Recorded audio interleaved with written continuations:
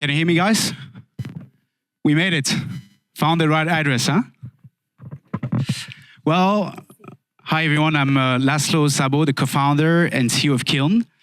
And at Kiln, we're building the leading on-chain platform for institutions and high net worth individuals in crypto. So I'm very glad to announce something today. My team, a lot of them in the room today. I think you can raise the hand, right? Raise the hand, the Kiln team, come on. Well, maybe more than half, but that's another topic. I'm very glad to announce today something we've been building for more than a year. We've been very impressed by the amount and the expansion of DeFi vaults and curators in the space. So we've tapped and focused our attention into on-chain asset management. Though we still think it's quite hard for an institution to offer yields easily to their users or access it, they often have to build custom integration to tap into each protocols. And all these yields are very much fragmented, siloed. So I'm very excited today to share that we've been designing the future of on-chain finance. And this is why I intend to introduce Railnet, the open yield layer for programmable asset management that we've announced, by the way, on socials 1.5 hours before. So what's Railnet? And before I'll go into this, I just want to mention, I think Nicholas mentioned it as well. Let's face it, tokenization of assets is not a new world. You know, I've been talking about it since I've been in crypto full-time for the past 8 years. What changed is really the wording. Asset tokenization, now real-world assets, but underlying it's the same product. What differs as well today is the people talking about this product. Large asset managers, large financial institutions.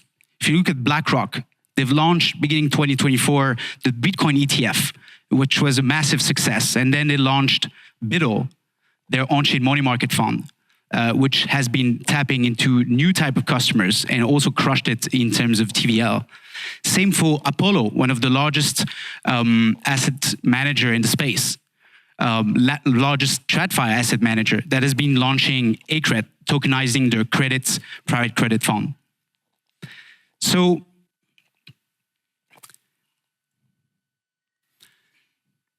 it's clear that financial institutions are joining the space. It's a trend that has no debate today. But if you look at the on-chain opportunity, it's still massive. We're talking about a couple of dozens of billions of assets that are tokenized or representing in DeFi today. It could be trillions. First, a lot of clients want a new type of asset exposure. Second, they also want to have higher yields in a risk-adjusted manner in the right rails. And the asset managers, as BIDO and BlackRock showed, they can tap to new users in emerging countries, users that would have never have access to this product before. The on-chain opportunity is still massive, and we're still at the beginning of it. But the infrastructure bottleneck is still blocking capital flows. What do I mean by that? There's no single standards that aggregates and standardize the deal flow in DeFi from DeFi protocols to real-world assets. If you take the 4626 standard, it's a great standard, 2019 year, but we think it's still very much limiting when it comes to aggregate this new world coming on chain. Second, the compliance is not often built in for these institutions to access these products. And last, we've seen specifically recently that curators are now the new counterparty of people that want to access the yield in DeFi. And sometimes these protocols are offering access to good and less experienced curators. So there is the need. That's what we observed. That's why we worked for months. There's the need of an open yield infrastructure to connect these different markets, TradFi and DeFi, a universal layer to standardize DeFi and tokenized asset flows, to have compliance built into a standard, and of course, make it open so that protocols, asset issuers, asset managers, and platforms, institutions can build on top of it. This needs to be open. So that's why I'm very excited today to announce Railnet. Come on. Yeah, even in the back, of course. Yes, you're excited. So what Railnet is about? Railnet is the open yield layer for programmable asset management.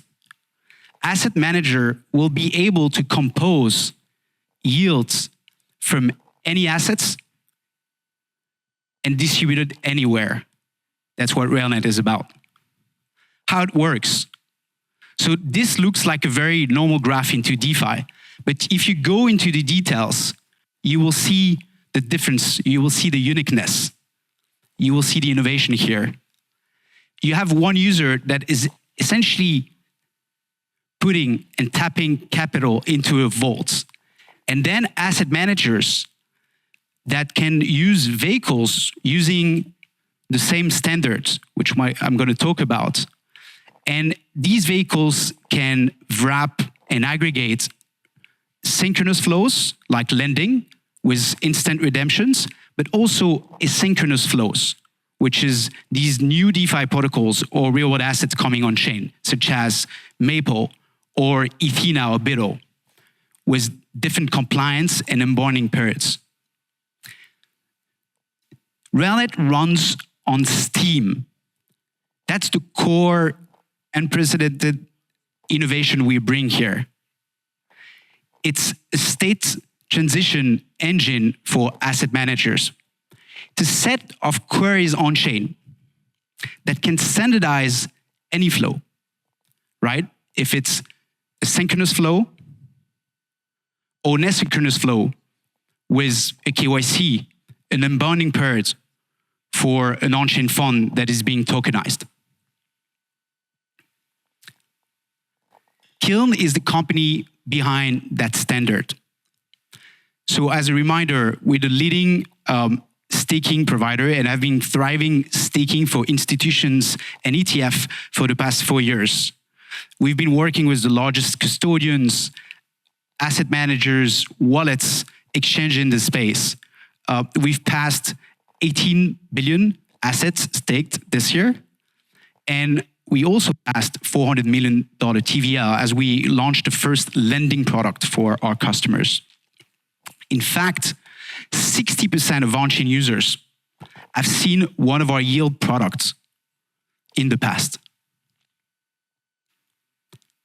So the reason we're doing this is because this is the natural evolution of yield, and we have just followed our customer journey on the yield spectrum, right? We just followed our customer journey. We started with validators in 2020 and 2021, then built a set of APIs so that they could automate the staking flow while offering it to their customer.